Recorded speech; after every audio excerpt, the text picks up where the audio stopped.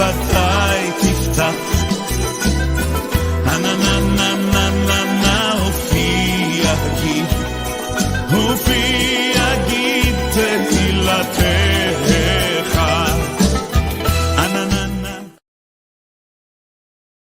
Oh, I was supposed to add myself to the stream. And the assembly of those who had returned from the captivity made booths and lived in the booths for from the days of Yeshua, the son of Nun, to that day the people of Israel had not done so. And there was great rejoicing. And day by day, from the first day to the last day, he read from the book of the law of God. They kept the feast 7 days, and on the 8th day there was a solemn assembly according to the rule.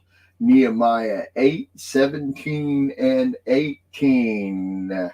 Hello, everybody. I'm, it says I'm Sukkot Charlie, but I'm Mark David Smith. And we are going to take over. I'm going to take over the Let Us Reason Together Sunday edition that Mr. James O'Hare and his wife Abigail O'Hare and their sidekick Dr. Jamie Louie usually does at this time. I'm taking over because they just left. They just decided to get up and okay, we're just going to go camp out for Sukkot. Or I don't think they usually camp out. We were with them. They were at John and Sandy's Sukkot last year in Texas, and they stayed in a motel. But, they lived in a temporary dwelling place, and that's what a sukkah is. And so, that's what they're doing this year. They've gone somewhere up north, and so they're not with us for, oh my gosh, let's see, let me look at my calendar here. From today till next, oh my gosh, they're even gone the 23rd of October. So they will be back on their shows, The Hidden Voice of Hadassah and Israel My Delight on October 26th. After that, all the 14,282 shows they do on Lamb, they'll be back in their regular positions and the days that they do this. Yeah, I'm looking both ways because I have everything spread out here. But they'll do their Torah study on the 29th. So that means they're gone for about 2.5 weeks, and that's the way the O'Hares do it. They're out traveling. They're gonna enjoy visiting some other people they know and stuff. Good for them, because I'm going to tell you a little secret.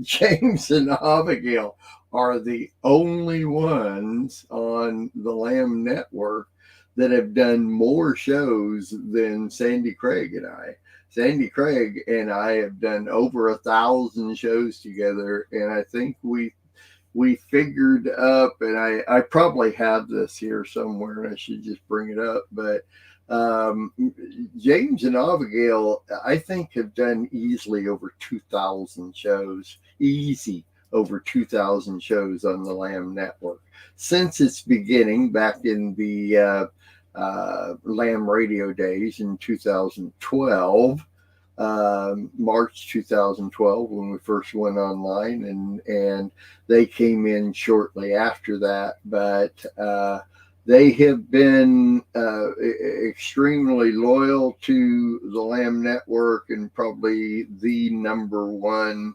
people for promoting and speaking well of the Lamb Network and all that we entail.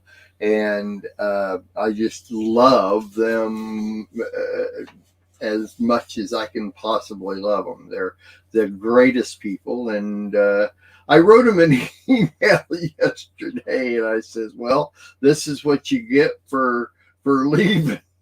I'm taking over your shows. Yeah, your shows may not be here when you get back. After I do all your shows. I'm not doing all your shows.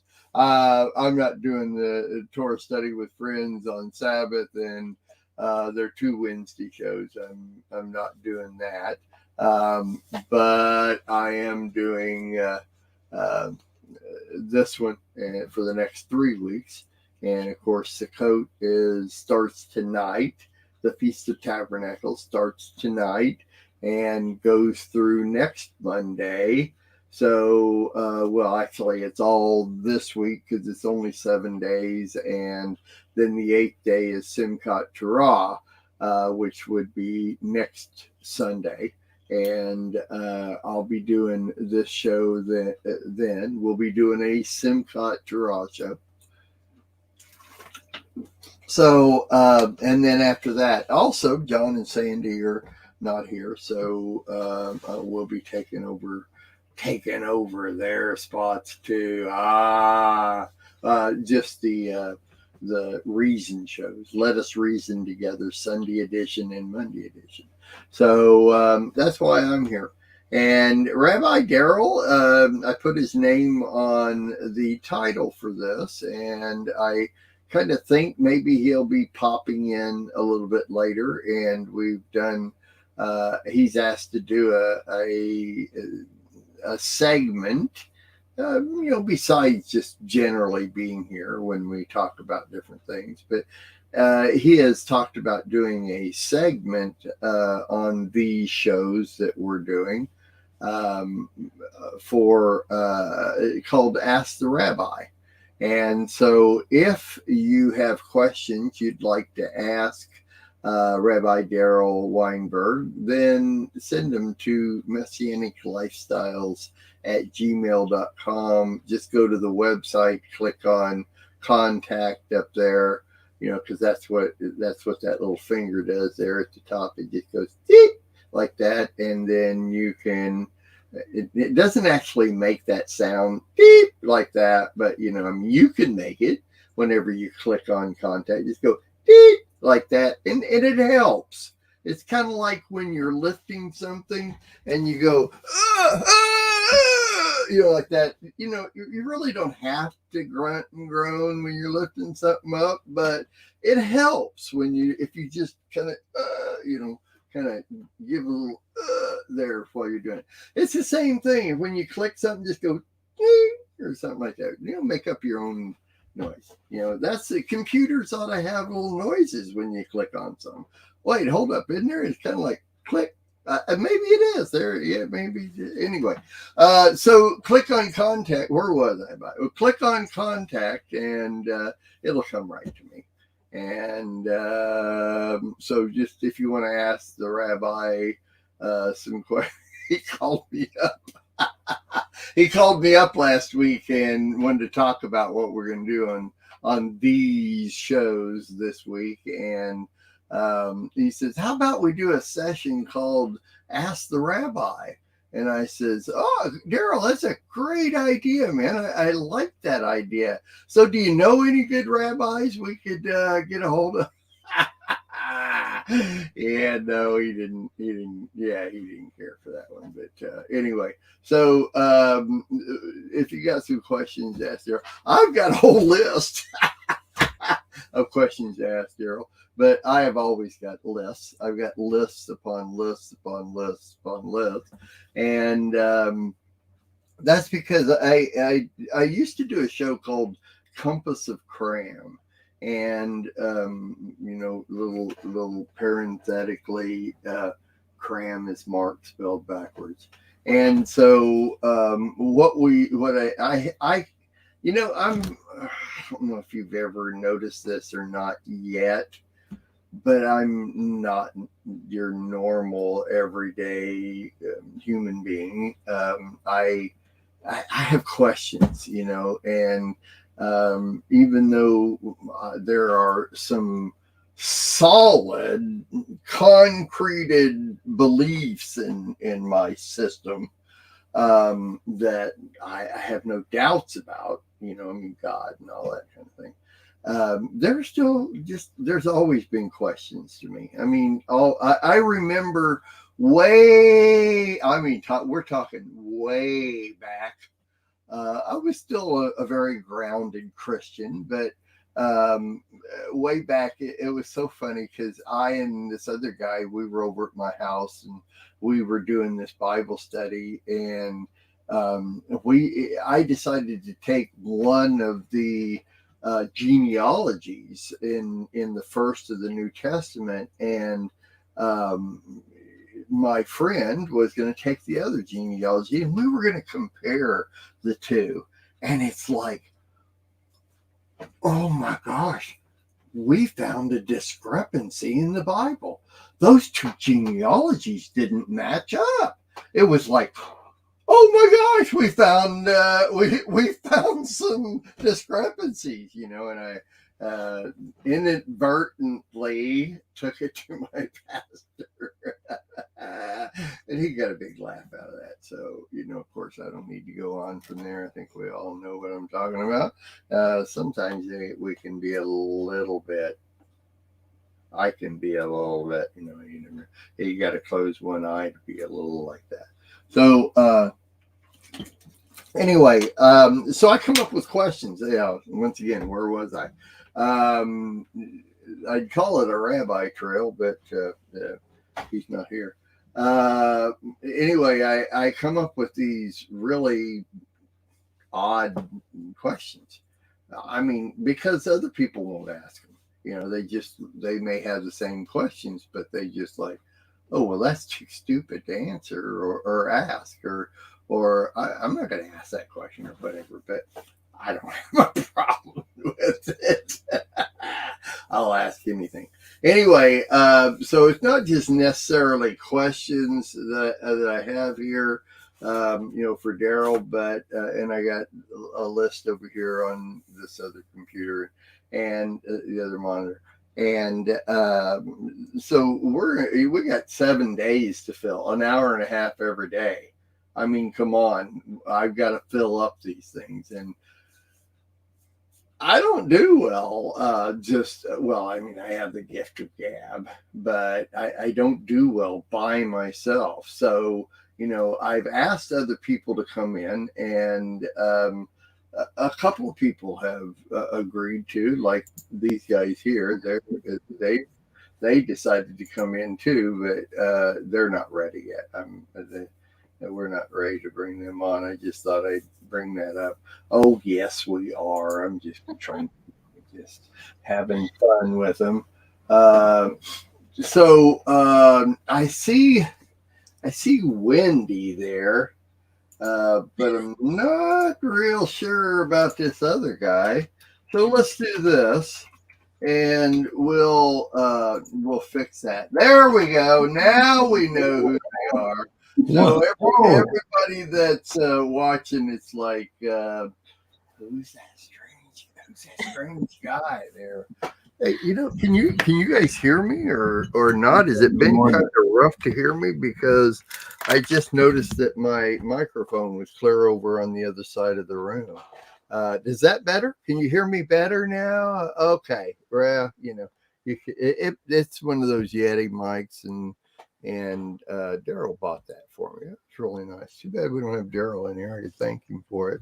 But Wendy and Kurt, and I have to introduce you guys that way because that's the way what it says on your name tag there is Wendy and Kurt.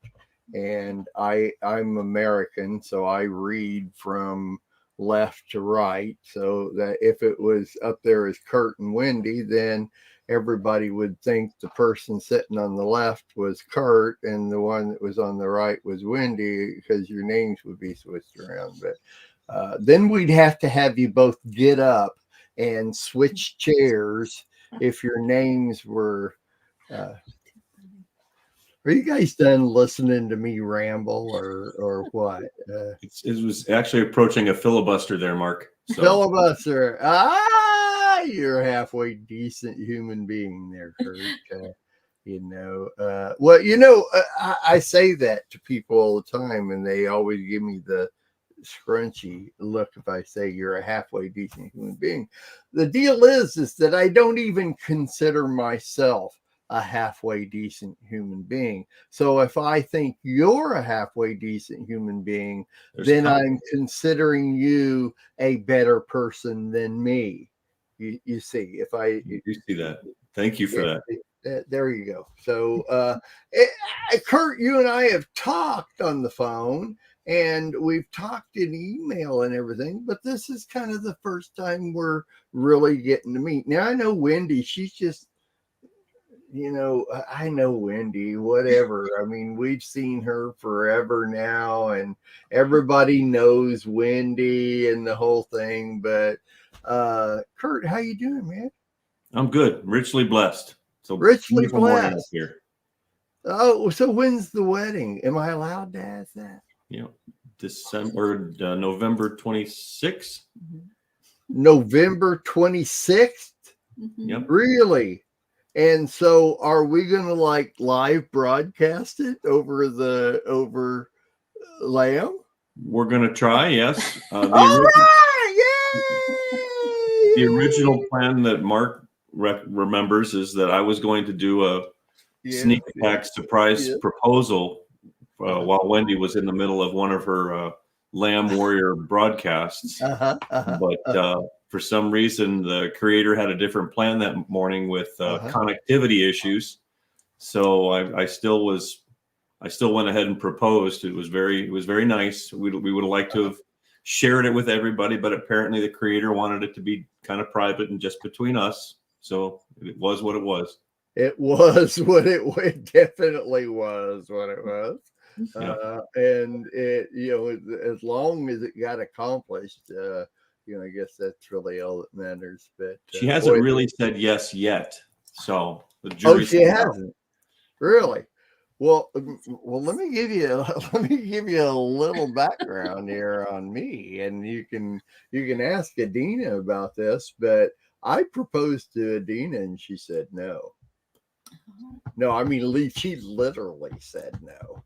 But that there was extenuating. It wasn't. I hope it wasn't anything against me, but it was about a year later before she finally did. But there were loads of things going on and whatever. I don't even remember how it's been so long since we did this deed. And so if she hasn't said yes yet, then hopefully she'll say it by November 26th. She's confused. She has no idea what you're talking about. So I'm keeping the pressure on. So we'll get there. Okay. All right. Well, nothing wrong. Pressure makes diamonds. So I have no idea what that has anything to do with anything. But actually, you had a lot to do with it because I bumped into Wendy on Facebook. And then started to follow her prayer ministry on the Lamb Network, and that's where I really fell for her. Well, she poured out her heart for folks. I see you've gone to the next step, but I just want to let you know, brother, we're all in love with Wendy. We love Wendy. She is the best. She has just that personality that you just can't help but just. We love Wendy. She's just the best. And I think everybody would agree with me. She's the best. Now, see, I can't pick favorites though, on Lamb. I can't say, well, I like Wendy better than Darryl, or I like Wendy better than Abigail. I can't say that. That's not very nice of me. And I love all of the producers on.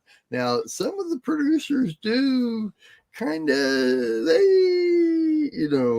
anyway, but Wendy, she's never a problem, even when there is a problem, it's like, okay, fine, it's Wendy, it's all right, we'll take care of it. It ain't no big deal. But So I can see, where you're at. You just kind of took it to the next level there. So, but I'm glad that we at least had a little bit of something to do with this, and in that you're watching her on War Room, and all this came to pass. So awesome. I love it. You guys had a lot of it to do with it, because I had pretty much given up on my efforts to find a nice Shebrew, and then I thought maybe I would try harder to get to know Wendy and make one last shot at it. And it really had much to do with me at all. It was all the creators doing that put us together and made the timing of everything so perfect for us. So. Awesome. I love it. Well, keep us updated on what's happening. I mean, November 26th is not that far away. And so I'll stay in touch on what we're doing and the logistics of putting this together and all that kind of stuff. So we've done a lot of remote broadcasts. And so, some of them go well, some of them don't go so well, but usually it has something to do with music or whatever when they don't go well. So we'll put that together. I appreciate that. So you guys are like down in the South. You guys are down like in, I don't know, somewhere in the southern United States, I think. So somewhere, I don't know where you're at. Anyway, you're on an odd time zone kind of thing. I don't know. Of course, we know that because your house, we only know that because your house looks like you're sitting in an episode of Bonanza or something, and so except for the lamp in the back that, is right.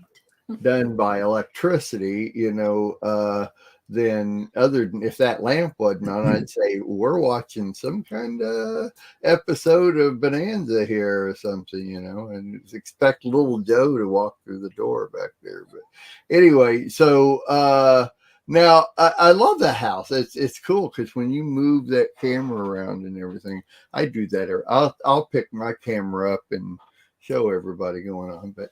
Anyway, very cool. And so, Wendy, I've been talking to Kurt. Wendy, you're acclimating to this new area where you're at and everything. You just moved there not long ago. And so this is turning into an interview. I didn't know it was actually going to be an interview. But, everybody's kind of getting to know the two of you, and we need to do that. Now, Rabbi Darryl does a show called Superheroes for the Messianic Lifestyle, where he interviews people, and we're going to have the two of you on, but we'll schedule that sometime. And I think Wendy usually works during the time that Darryl broadcasts or something like that, and we'll figure it out. Maybe we pre-record it and get you guys on there sometime because everybody wants to know about Kurt and Wendy. So. Now, Wendy, so I know you, you've been doing the Messianic lifestyle whole thing for a little while. And Kurt, in talking to you, which I don't know you as long or whatever, as much about you as Wendy, so you've been in the Messianic lifestyle for a while, or how long? You, Kurt. Well, I was raised in a Lutheran lunch line, and then took a deep dive into a mega church in Central Arizona, and was pretty much a Jedi for Jesus. Okay. And I went through a difficult divorce, like a lot of folks sometimes do.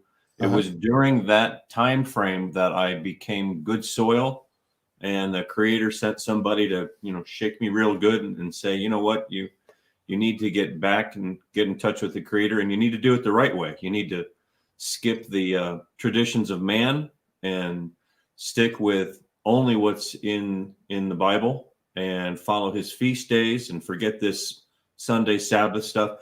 And it all made perfect sense to me. I mean, it took 2 tries in about 3 years, but my full commitment is now probably close to 4 years. 4 years and no turning back. Yeah. Okay. Very cool. Wendy, how long have you switched over? I mean, I know you lived a Christian lifestyle, and was it an acclimation for you to slowly work into it, or was it kind of like the same thing as Kurt there? You're kind of more like, yeah, this is more the way to go, or how did that come about? Did you? I think it was more of a process. I've gotten to a point in my life. I was married to a minister. Okay. I think I knew that. In the Air Force, right? Okay. And we were at Edwards Air Force Base. And I got to the point where I just knew there was something I was missing. There's more I needed to learn. I wanted to understand, because my whole life, my dad's a minister also. So when I would read the double whammy on you. Yeah. When I'd read the scripture, especially where the verses says, these feasts are perpetual, or these feasts you will do for every generation, that spoke to me, and I didn't understand why. And I would ask my dad, well, why don't we do these things? And I think even the Sabbath, I would ask my father, why? Well, the beginning of the week is Sunday and the end of the week is Saturday. So why are we worshiping on a Sunday? Those types of things. But of course, you get the theological answer. And so, growing up, I'm like, oh, okay. But it just still never set well for me. And it became more and more. It just became more and more. I used to walk a lot at Edwards Air Force Base. And one day there was a Messianic Bible sitting on the sidewalk at the corner of a street, right across from our house. And I just thought, well, someone left their Bible. It was just the oddest thing. It was just sitting there. And I thought, well, maybe somebody in the chapel will ask about it. Well, I went for a couple months and no one ever mentioned about losing a Messianic Bible. So my curiosity got the best of me and I started reading it. And I'm like, boy, this makes sense. And so I started trying to find the direction. And I found Tom Bradford's ministry in Florida. And I started listening to his studies and reading and trying to keep up. Around that time, my former husband sat me down and said, this is not where I want to go. And Really? So I couldn't let it go. It was just too much within my spirit. We moved from there to Oklahoma. And when he left the marriage, I continued. I thought, all right, I'm going to go ahead and go further in this. So my walk started in that. My daughter also joined me at the time. So we were together on this. However, I had a bit of a setback, and there was just some things going on. Yeah, a lot going on in my life. So I stepped back and for about 4 years, and then the Lord still continued to work on my heart during those 4 years. And I said, and during that time, my daughter married into a family of Messianic faith, and I watched them, and I said, I just know I need to go back. And so I did. And so since, when did I move to Minnesota? I went back in about 2020. Is it 20? Yeah. When I moved back to Minnesota, I moved back with them, and I said, I'm jumping into this, and I'm going to do this with my whole heart. So, yes. So There was that influence also to help you to learn and understand those Yes. things, and yeah, that's I think that's probably one of the biggest deals of transferring from one belief system, and I've taught on this before on why we believe what we believe, and it's kind of like I eventually, after teaching this for a while, I started saying, instead of saying religion, I would say belief system. And I kind of catch myself every once in a while, because there's belief systems within religions. I mean, you talk about the different denominations of Christianity, those are literally different belief systems within the same root belief, or the same root understanding, the same root religion. And it's like the same thing with Judaism. You have like four different sects of Judaism, and they're different belief systems, from Orthodox to Reform, and all of this. And of course, now, as long as the Messianic lifestyle has progressed over the years, then it's kind of like there's different belief systems within, even our new, and I don't like to call it a religion.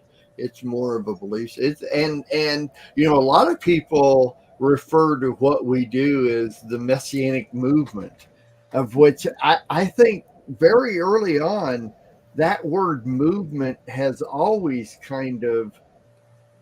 uh, kind of been like a, Bathroom. a catchword to me. It's kind of like been a check mark in it. Not real sure, because movement, if you look it up and you understand the definition of movement, that's temporary. It's like a music movement. That's a temporary segment. It's just anything that's a movement has a starting point and a stopping point. Well, I don't want to consider the lifestyle I live as starting or stopping. It was like you, I acclimated into it, but I also don't want to stop. So I thought I won't use the expression of Messianic movement, more of the Messianic lifestyle. And I think that's all of what we live. And different people are, they observe differently. And for instance, even my daughter, like your daughter, my daughter was raised in this. I think she was 3. My wife will correct me, probably 3 or 4 or 5, something like that, when we decided to live this lifestyle. And she didn't know any different. I mean, she was too young to even. She does remember a little bit about Christian school, but she was way too young to remember when we had the Christmas tree, that type of thing. So um, that's all she knows. But today, even though she was totally engulfed in our way of doing things and believing things, when today, being married and having 2 children, they have chosen, even though they're living the Messianic lifestyle. Matter of fact, she works for a Messianic ministry, and they are leaders in their congregation and the whole thing. They still choose to do some things, even the Moedim, a little different than the way she was raised. It's because that's what they have searched it out, and and they've decided to go this way. Well, it's interesting, because I've always said, what makes a Messianic believer different than a Christian believer? And the difference to me is that a Christian believer, most of the time, are either raised this in this life, in the Christian lifestyle, that's who they are. They may have been asked to come down to the front and say the little prayer and all that kind of stuff, which I did when I was 10 years old in the Baptist church. I went down and said that prayer. Oh, I'm a Christian. I'm saved and going to heaven and all that kind of stuff. And either that or they chose, to have a good youth pastor at some church, or they like that church, or they know somebody goes to that church. So now I'm a Christian. And believe it or not, there in the South, that is a huge deal. All you got to do is say I'm a Christian, and you're a Christian. Most people would cringe at that, but I've met these people. They never made that crossover decision or anything. It's just who they are. And to me, that's more of most Christians, whereas Messianic believers looked into it. They looked into the scriptures. They were told this, so they went and searched it out, about Sabbath or eating kosher or something like that. And it's kind of like at this point, well, I've got to prove it to myself. I don't even need you to prove it to me. And that's the difference to me than Christian people and Messianic people is that we prove it. We want to be proven. We're not just going to take it because you said so, or because this is what we heard. Is that we now live this lifestyle because we searched it out and we believe this is the lifestyle we want to live. And it's the same thing with you guys. You guys confirmed what you believe today, and we continue to confirm, I believe. I think that's a huge issue it should be in any religion. Even if you're Mormon or whatever. It's interesting. Adina and I have been watching this documentary called, I think it's Leaving Polygamy. And it is these people, mostly young women, that have left the Mormon lifestyle and polygamy. And wow, it is like by every episode, and it's like a documentary series. At the end of every episode, you're just like weeping over what these young girls have gone through. It's mostly young girls. The boys don't really leave the Mormon church. If anything, they're kicked out. They have a young man on this series that was kicked out by his own father at 14 because he was going to be competition for his father. Mm-hmm. Competition to women for his father. So he was kicked out. I mean, literally, one day, leave. You're outside the community. You can't be brought back in, anything like that. Just like makes you just shiver all over. It's like, oh my gosh, you just weep over, what this supposed religion has done to people. But anyway, so it's kind of the same thing. It's like these people. Sometimes you got to have a traumatic experience like that, getting kicked out by your own dad, though, to start unlearning the lies. Because what I noticed is that, having been in church, Christianity, Lutheran, whatever, for my whole life, you encounter some really wonderful, deep, learned people who know the Bible.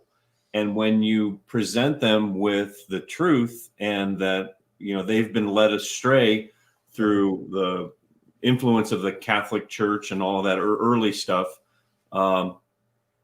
getting them to begin to unlearn the lies, they don't want to come out of that. They just don't. And a lot of them aren't supposed to because they're not set apart. It hasn't been put on them to do it. I've always been uncomfortable with what goes on in church. I've always been fascinated with things Judaic. I've always been, even as a kid, I was drawn to Israel, the history of Israel, wanting to go there, wanting to learn about Judaism.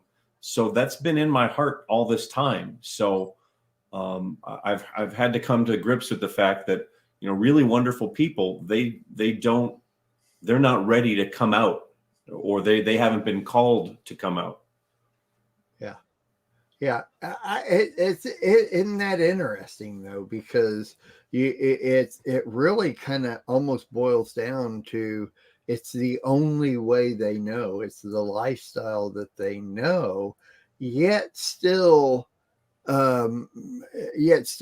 there are many who do come out of almost every lifestyle, especially religious lifestyle that there is, but it's so embedded in who they are, they don't know any different. And it's kind of like they would have to completely change not only what they believe, but how they live their everyday life.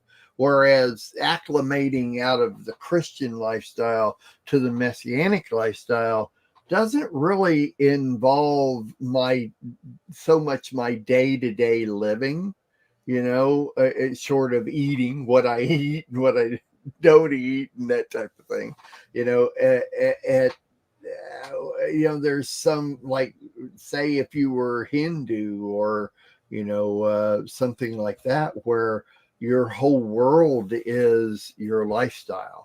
And so, and Judaism, that is your whole world is your lifestyle. And depending on who you are and where you are, most of them up to not too long ago are really taught that Christianity is so wrong.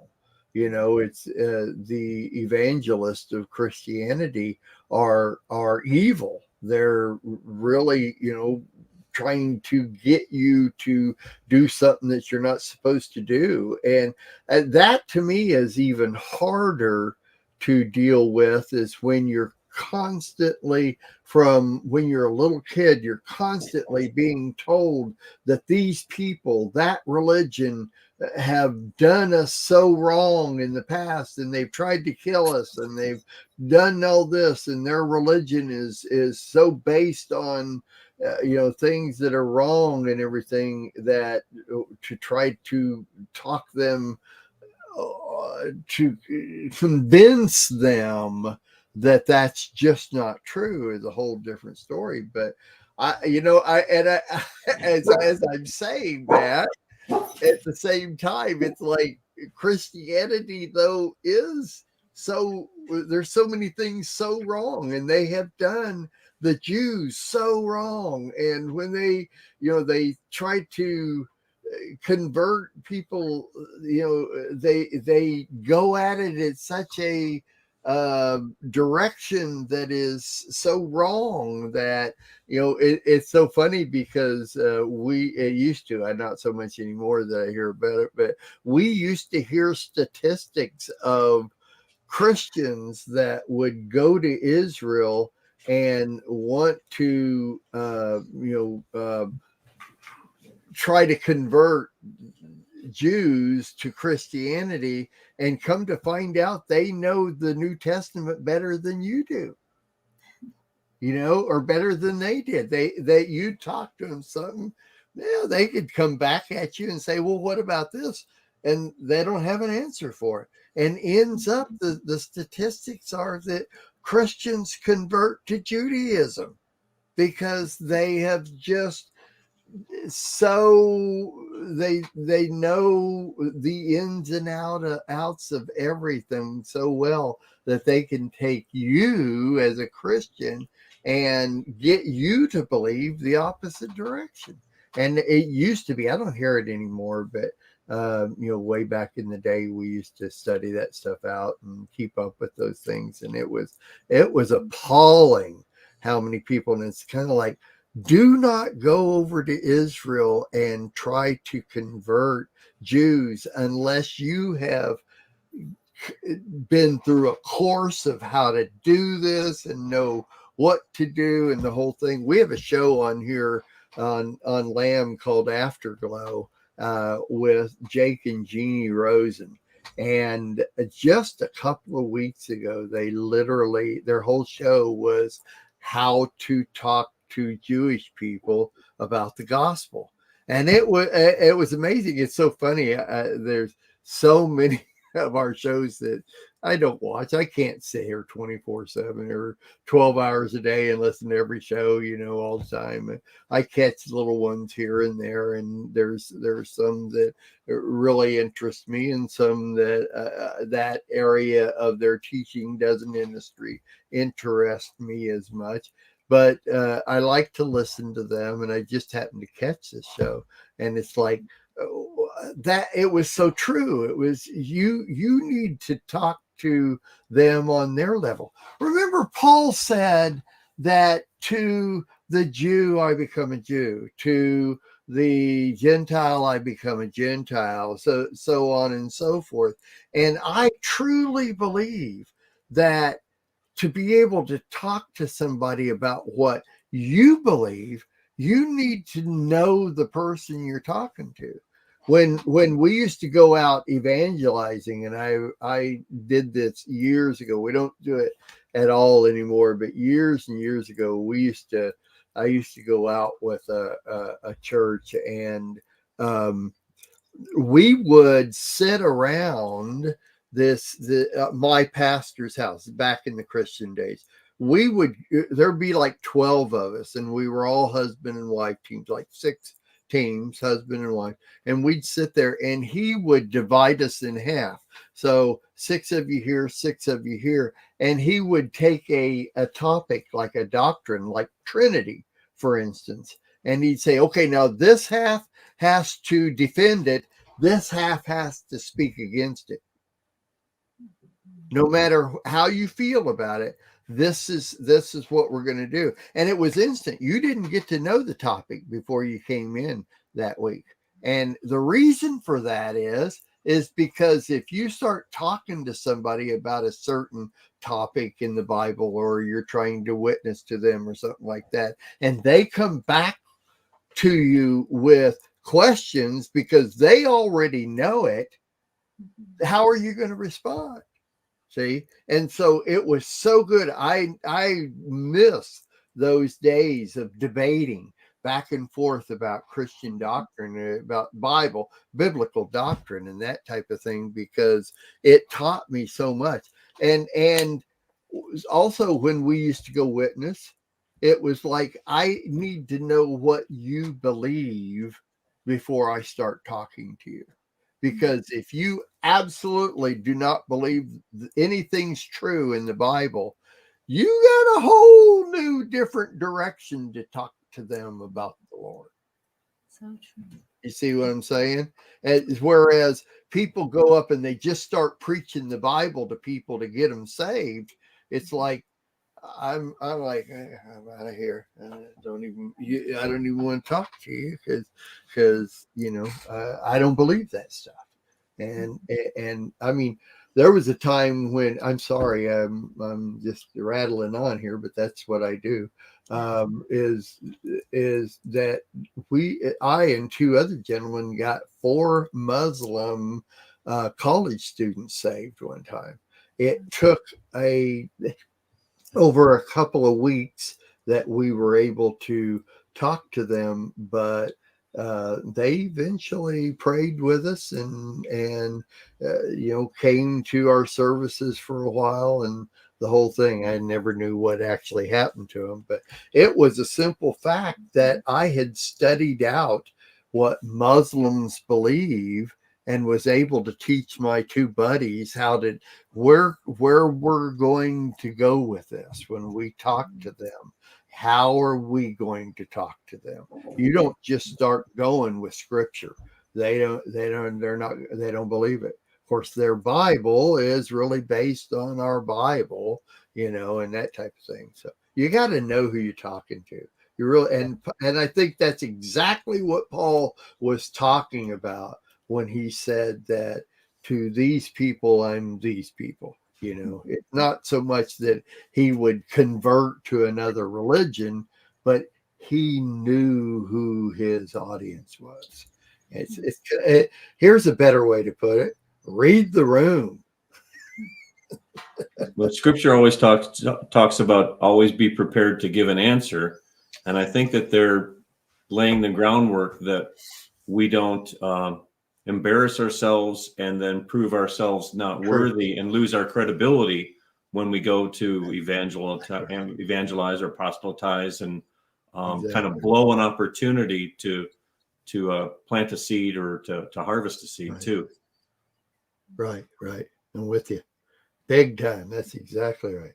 There was a Christian commentator named Rob Bell who did a series on evangelizing, and he used to talk about the bullhorn guy who would be on the corner with his bullhorn yelling at people about this, that, and the other, make way for the Messiah coming. And right.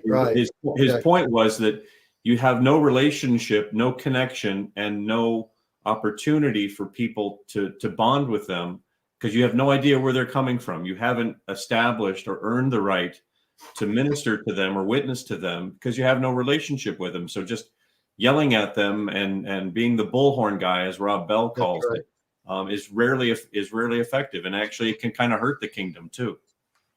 That's right. I'm with you 100%.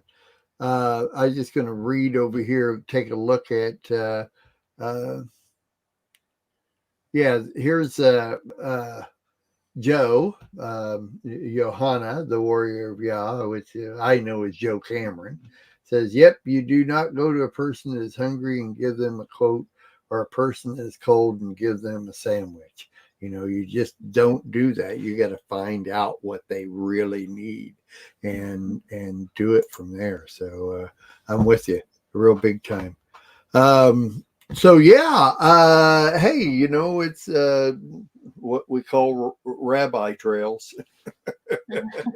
Start with one thing. I'm real good at that. I start with one thing and get off into 42 other things. But I will say we kind of started it off, our idea started off by talking about that documentary series of Leaving Polygamy. And I will tell you that that type of thing is just massive to me.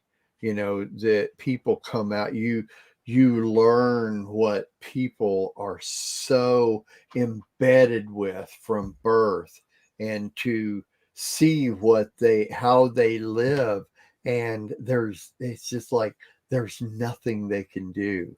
And I mean, your whole life is this way, your family. One of these people said that they had 200 brothers and sisters. Wow. Of course, because their dad was married to or had this many wives, that had this many children, and then some of those wives actually marry other men, and pretty soon you have all these stepbrothers and stepsisters and all this kind of stuff. And it's like these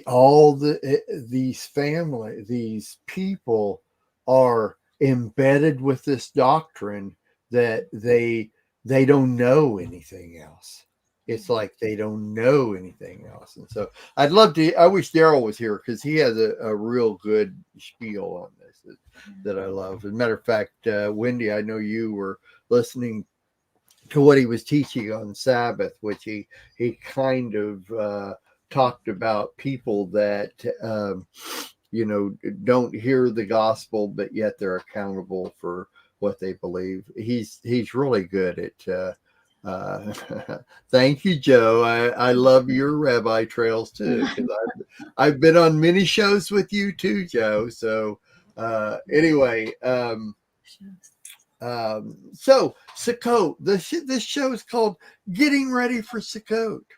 So I want to know, you guys have been doing this a few years, and maybe not a real long time.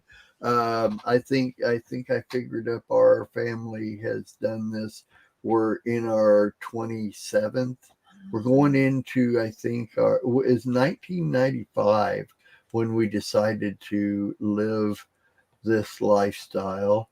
So 95, 2005, 15, that would give this 27 years. We're going into our 28th year of living the Messianic lifestyle. And so your take on WWDS, I don't know what that means, Bob. Your take on Sukkot. So in other words, in the few years that you've been doing this, and I say few compared to my 27, is all I'm saying, is have you done anything special for Sukkot? Have you gone somewhere or set up a sukkah or anything like that? Well, for me, I have not had a chance to go and be with a group of people. I pray someday I can. I've always done what I can. I've had to work during the time because of being single. And so what I would do when I was in Minnesota, I took my daughter and son-in-law were at another Sukkot with his family. So I took one of those, I don't know, tent things, you put outside as a covering, and I set it up on their balcony, and I set that over the table. And so I just used that door to come in and out, and I slept upstairs. And that was what I did that year. The following year, I couldn't really do anything because I wasn't in an apartment that allowed me to do that. So this year, we'll be traveling. Kurt is. We're traveling. Getting us set. We were planning on being with our fellowship from Mesa, Arizona, which is Living Messiah, and they have properties down in southern Arizona that they do a really nice Sukkot. But we have some health challenges that are keeping us from traveling much right now. So we're going to be traveling about 17 feet to a small vintage trailer that I have outside. That has no running water, no electricity. Oh my gosh. That makes the bathroom like 34 feet. But we'll be roughing it in a little vintage travel trailer so that we can get the experience. Last year, I built a real authentic out of natural materials sukkah here at my property, and palm fronds, the whole thing. Did it as close to spec as I could, and nature took that in a good storm. So I had to build a little bit more modern one in order to experience it. But I had friends from my ministry then come up and hang out in the sukkah, and we had. We broke bread and celebrated. And so we'll do the best that we can to experience it here this year. 100% what it's about. Next year, we'll hopefully have a chance to go and gather with our people. But this year it's going to be kind of small, simple, and humble. I love it. I do. I love it. And that is 100% of what it's about.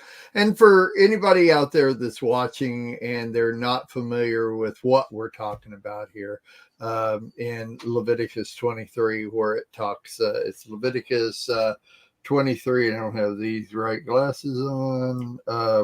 Starts at verse 33. Different. I have my different glasses or my different personalities here, but it speaks, and I'll probably read it before we get done here because we're going into Sukkot tonight. It starts at sunset tonight for us. That it's called the Feast of Tabernacles, but what the Feast of Tabernacles talks about doing is living in temporary dwelling places for 7 to 8 days. And what that's about is that the children of Israel, when they left Egypt, they lived in temporary dwelling places until they were established in the land that God gave them. And so it's a commemorative thing, which all the Moedim are, the different festivals of the Lord they're not the Jewish festivals. They're the festivals of the Lord, and all of them have to do with commemorative understandings and remembering what has happened to our people. And and so the reason it's called Sukkot is because actually it's the Feast of Tabernacles. Well, I mean, even in the title Feast of Tabernacles, tabernacles is a more English word for temporary dwelling place. You know, I mean, it could be the tabernacle where is set up where you go to worship, you know, and, you know, that type of thing. It could be that, but it is also a word for a temporary dwelling place. And so that word in Hebrew is sukkah. And so the plural of sukkah is sukkot. And so to lessen, I believe, this is my understanding, what if it is or it isn't, is the kind of lesson, so you don't have to say the Feast of Tabernacles every time. I mean, how many syllables is the loads of syllables? You can just say 2 syllables and say Sukkot. You know, we're going to Sukkot.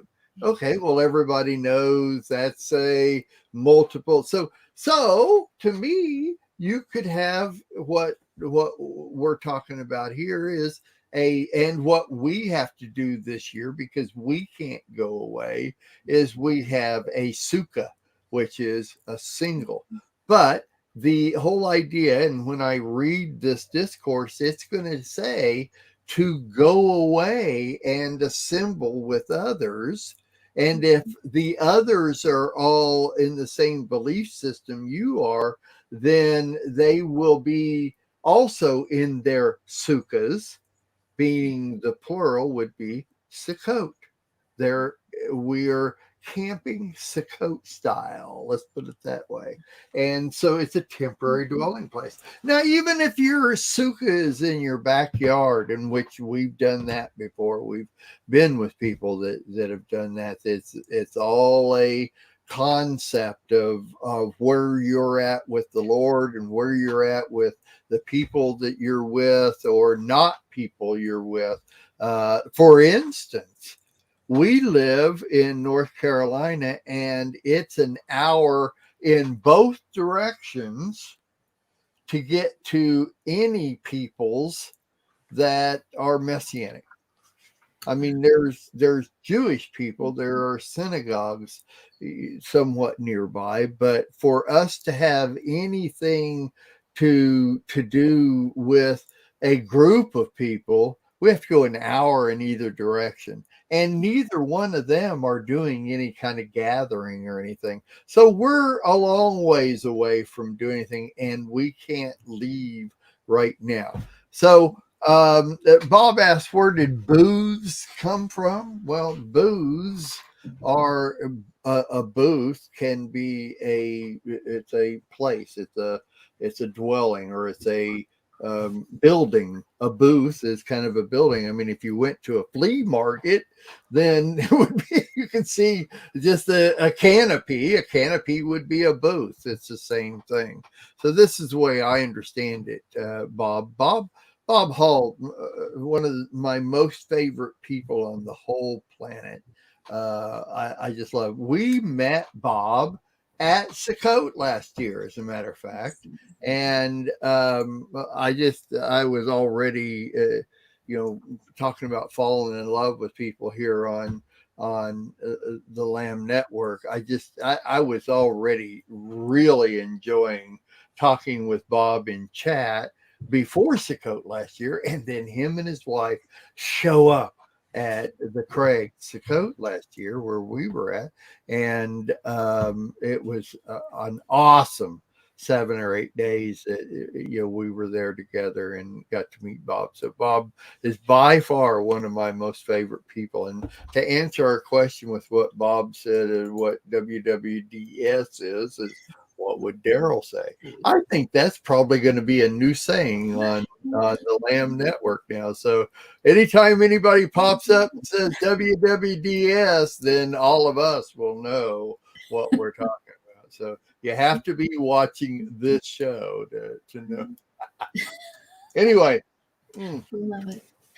So, and it's just, I think it's awesome that you guys are at least, doing something and putting it together. And when you can now, Kurt, you have a congregation nearby that you're a part, you guys are a part of, or you lead, or what is it?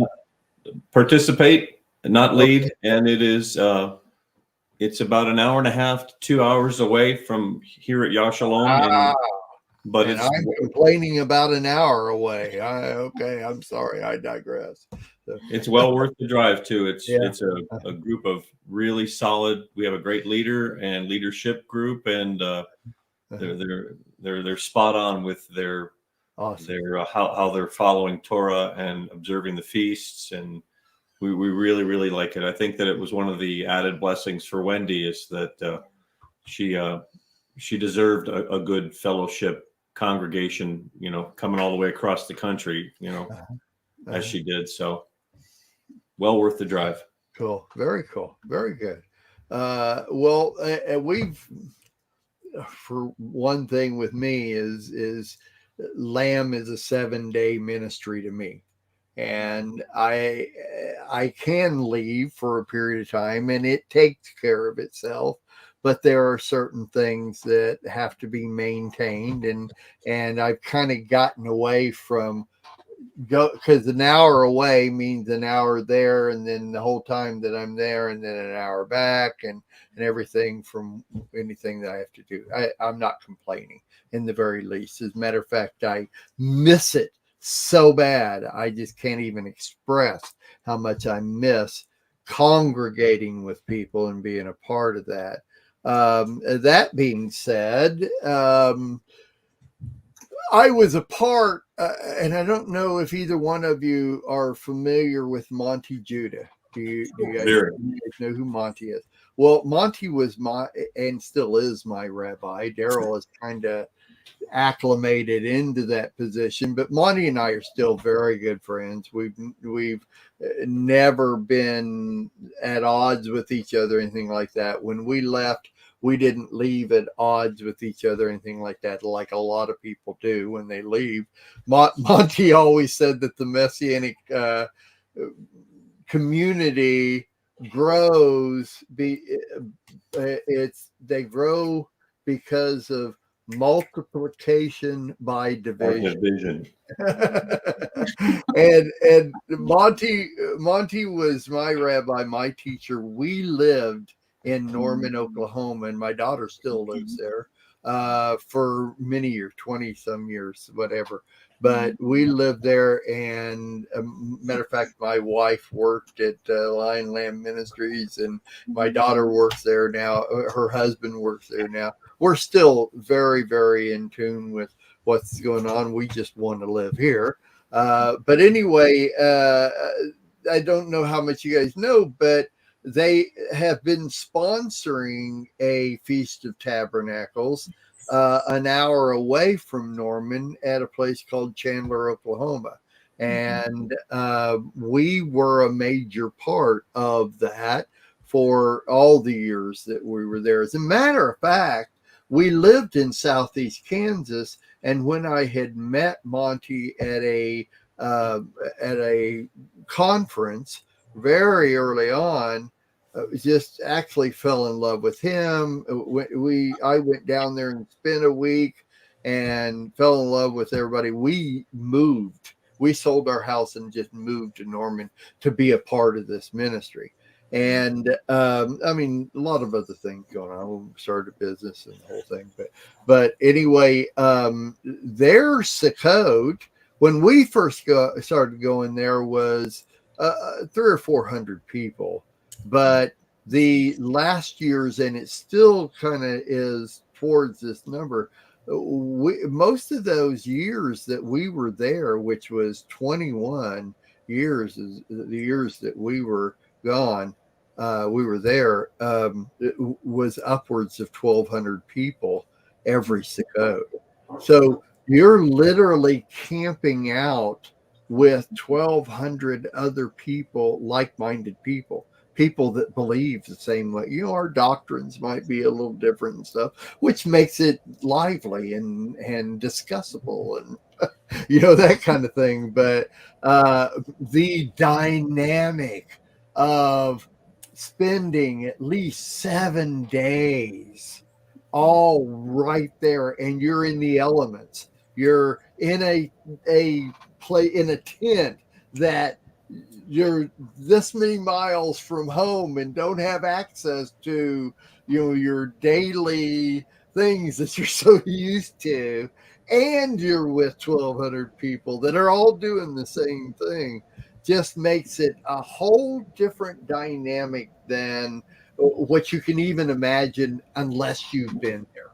And that is what I always push. I don't just suggest, I push that people plan a year ahead. So in other words, right now, I'm not telling you guys, I'm telling everybody that's listening, start right now. Matter of fact, that's actually biblical. There are 3 Moedim you are supposed to put money back for, so that you can be a part of that, so that you can leave and go to Jerusalem or whatever you need to do.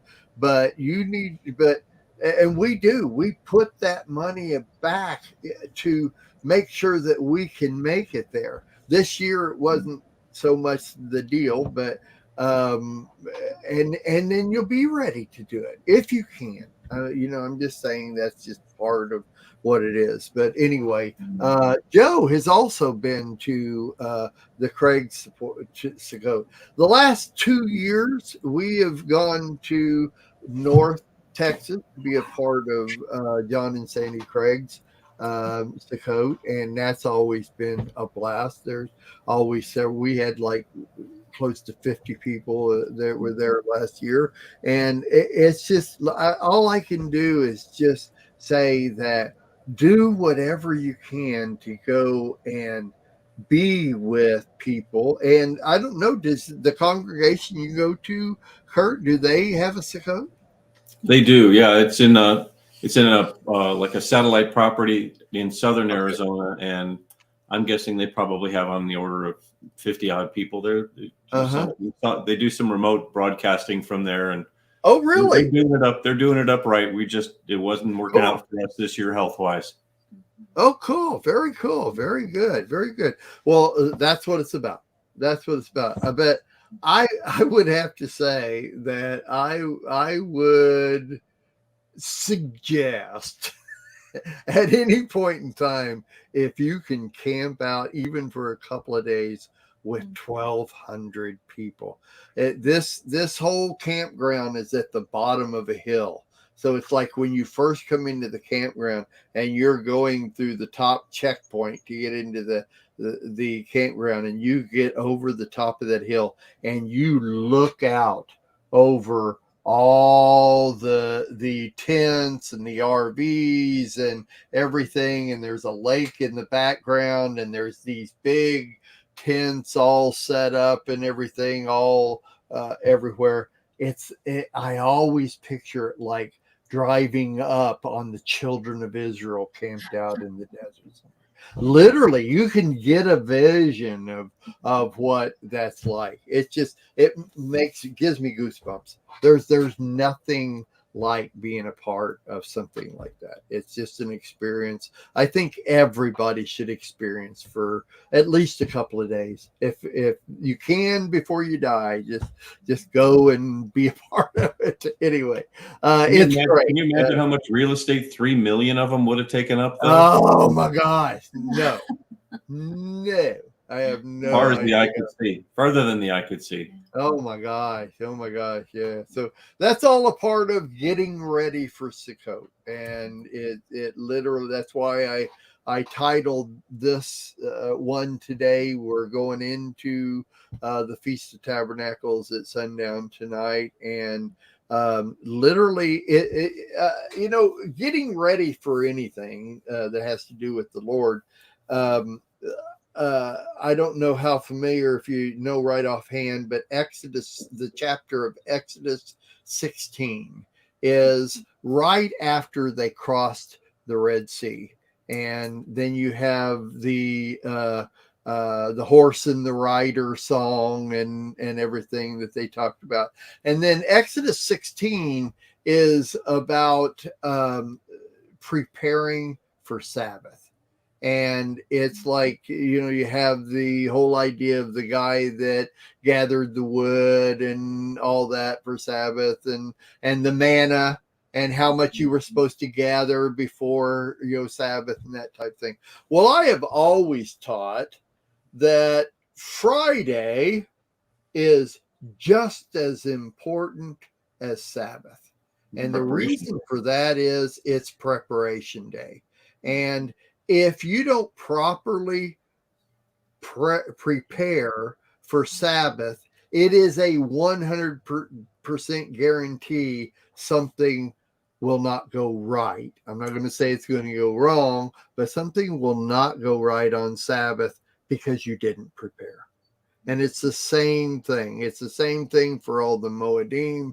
It's the same thing for Yom Kippur. It's the same thing for, Passover, anything like this. If any of us have lived this lifestyle very long at all, every one of these you have to prepare for, especially Sabbath. And that's every week.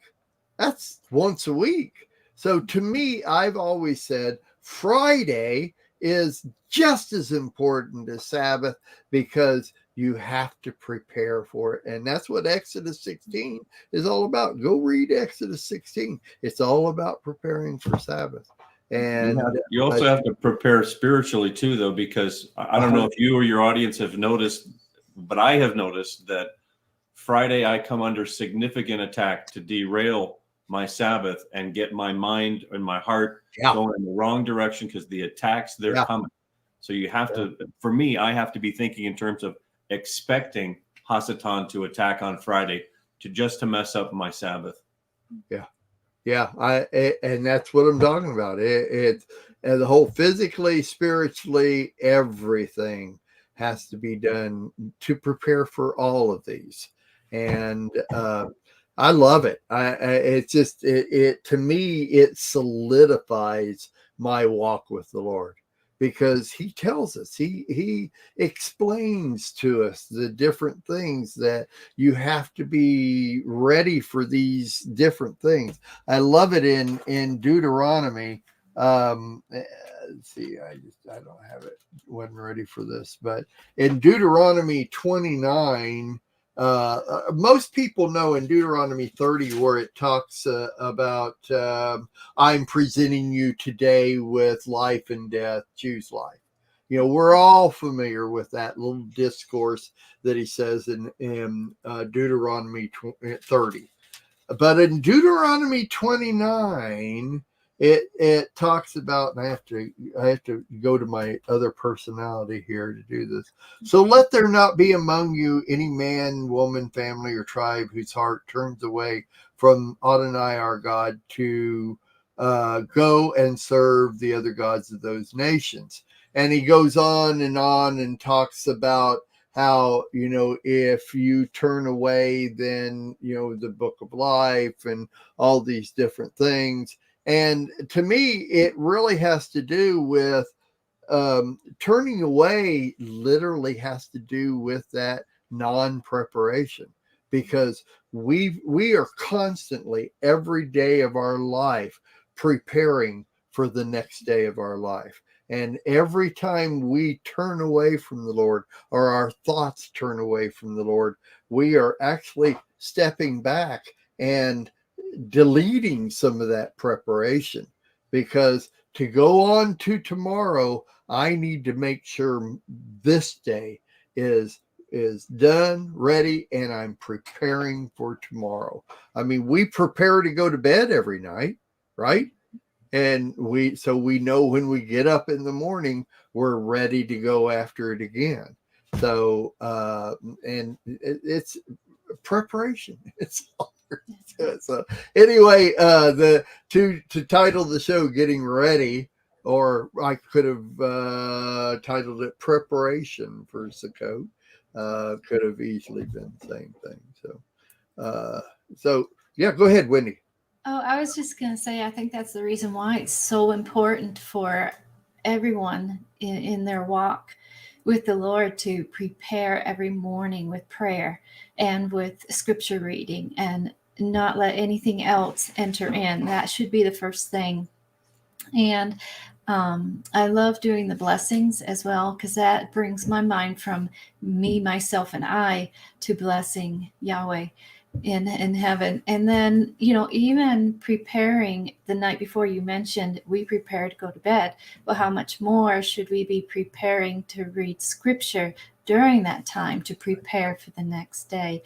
And there's a saying, and I can't remember where I heard it or saw it, but prayer is the key to your day and your lock for the night. I think that's how it goes. Oh, wow. That's and, and it just helps to think, yes, it is my key for my day.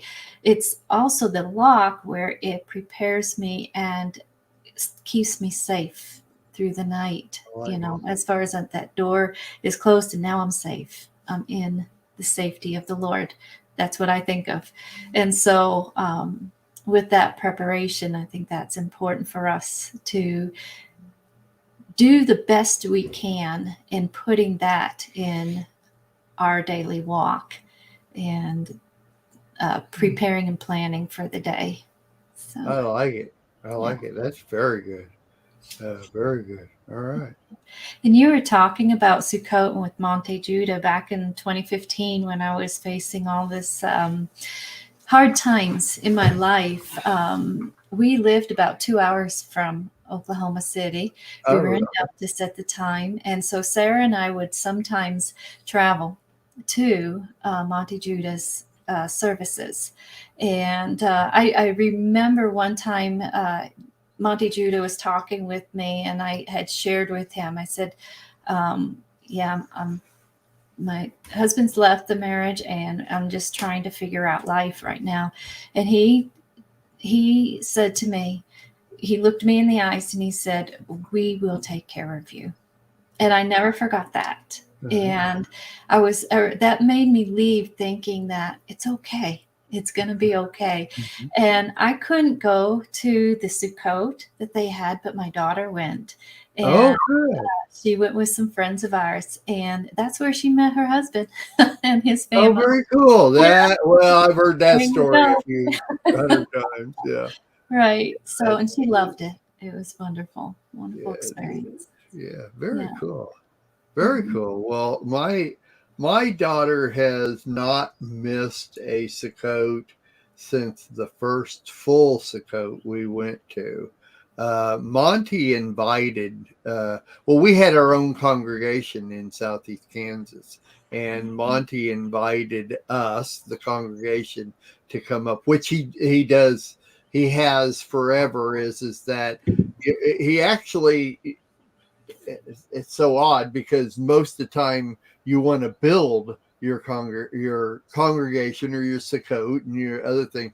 But his whole deal was come to our Sukkot just one time, learn how we do it, and then go back and do your own. That was his whole premise of doing that. That's what he told us to do.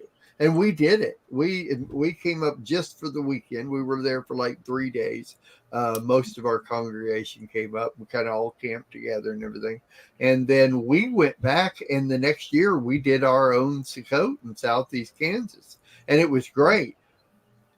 Then the day after Sukkot, I get a call from the operations director there at Lion Lamb.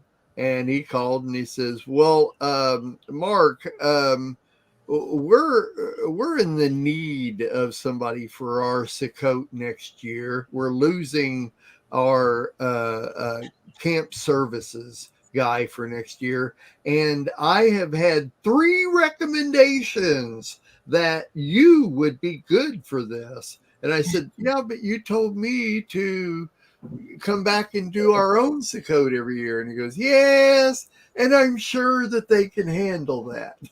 But we need you up here for our camp services. And the next year we went back, and that was our first full Sukkot with Lion Lammet Chandler. And I was camp services for the next 5 years by myself. And then for the next 3 years, I had a whole crew that worked with me. And then I went on to other things. I let everybody else handle that end of it. But from that point on, we came all the time. And my daughter has been. Now, when you get a button for Sukkot, it gets your name and everything. But it also tells you how many years that you've been going. And my daughter this year, besides Monty Judah, had the longest, the most years of anybody that's ever gone. And the only reason is because the other person that would been going longer than her, besides Monty, didn't go to Sukkot there this year. So my daughter has been going there, with the exception of Monty, longer than anybody else, only because we haven't for the past few years. So I'm real proud of that. I really am. And they're a big part of the whole thing, but we got to go. I always lose track of time. That's why I got that big digital clock sitting down right there to say, but you guys have been great. Are you coming back tomorrow? Yep. I'll be back. Are you coming back tomorrow? Yes. You have to take off work to do this? No, I'm on call in the fire department, Okay. So hopefully it stays quiet. Okay. I am thrilled that you guys are here, and because this has just been absolutely wonderful. Even if you just had to sit there and listen to me ramble on, it's still I enjoy your input. I really do.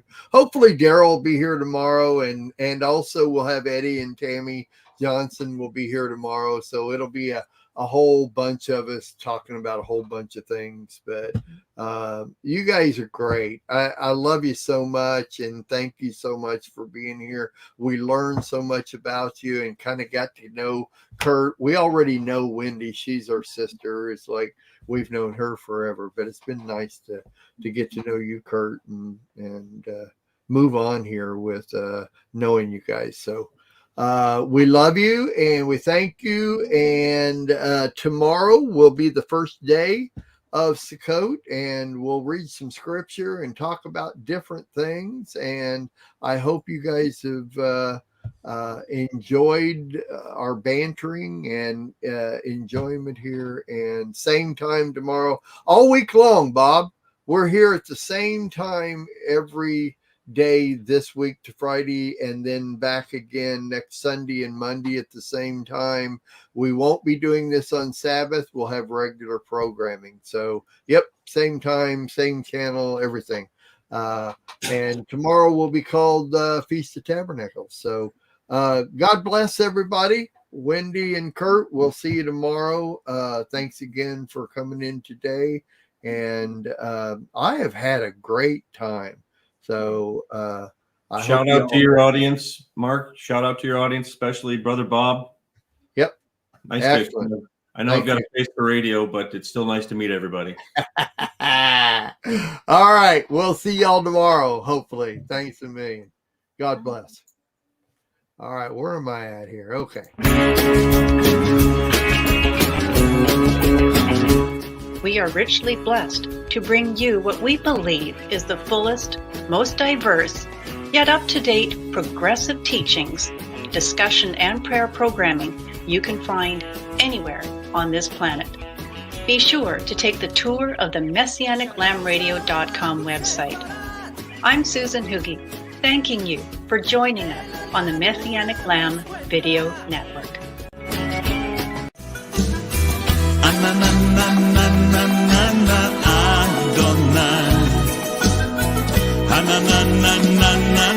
Adonai,